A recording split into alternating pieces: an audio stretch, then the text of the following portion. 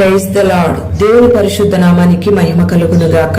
అనుదిన దైవ కృపా కార్యక్రమాన్ని వీక్షిస్తున్న దేవుని బిడ్డలు ఆత్మీయులైన మీ అందరికీ పేరు పేరున ప్రత్యేకమైన వందనాలు తెలియపరుస్తున్నాం. నా దేవుడు నిశ్చయంగా మిమ్మల్ని దీవించును గాక.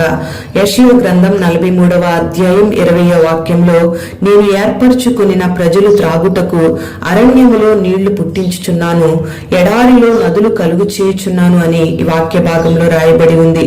ఇక్కడ అరణ్యము అంటే ఏ మనుషుడు అరణ్య ప్రాంతంలో కనబడడు, ఏ సహాయము కూడా దొరకని అనుభవం.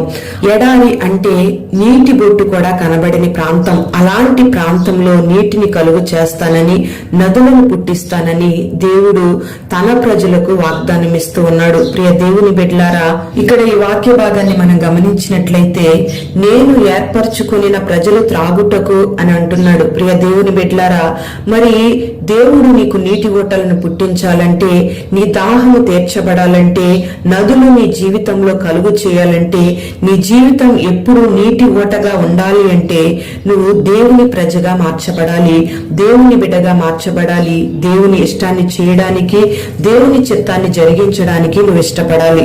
మరి దేవుని బిడ్డగా జీవించాలనే దేవుని యొక్క ఉద్దేశం కూడా.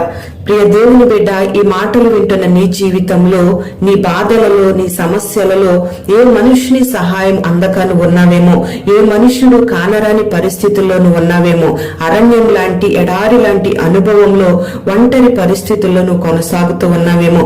మరి దేవుని ప్రజగా నువ్వు ఉండడానికి ఇష్టపడినట్లయితే, ఎడారి లాంటి బ్రతుకును దేవుడు ఏదేనుగా మార్చబోతున్నాడు. అరణ్యపు లాంటి అనుభవాన్ని నీటి ఓటగా దేవుడు మార్చబోతున్నాడు.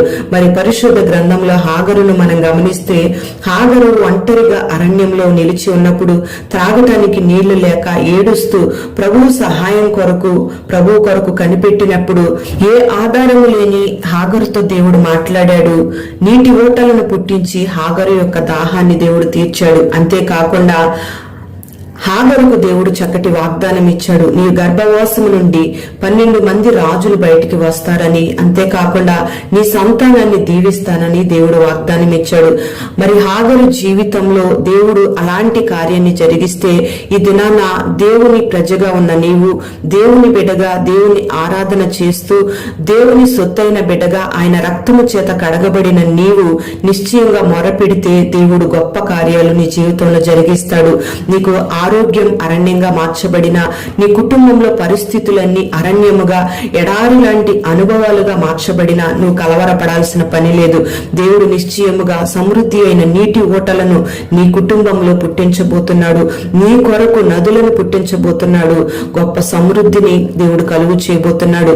నోటి నిండా నవ్వు కలుగు చేసి గొప్ప వాగ్దానాల్ని, దేవుడిచ్చిన ప్రతి వాగ్దానాన్ని నీ జీవితంలో దేవుడు నెరవేర్చబోతున్నాడు.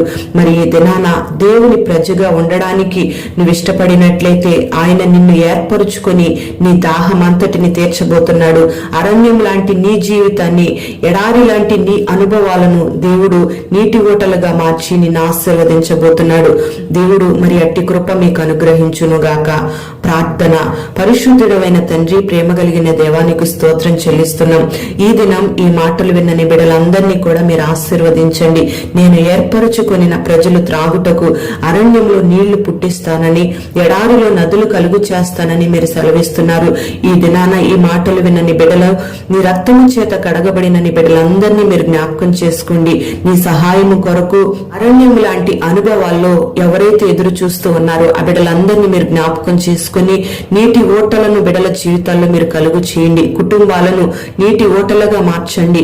సమృద్ధి అయిన ఆశీర్వాదాలను బిడ్డలకు దయచేసి, ఎండిన ఎడారి లాంటి అనుభవాల్లో నీ బిడ్డలు మీరు ఫలభరితంగా మార్చి, నీ బిడ్డలను పరిపూర్ణంగా దీవించి ఆశీర్వదించమని, ప్రతి సమస్య నుంచి విడుదల కలుగు చేసి నీ బిడ్డలకు మీరు ఆధారమై మీరు ఆశీర్వదించి అద్భుతాలు చేయమని యేసు నామములో అడుగుచున్నాము తండ్రి.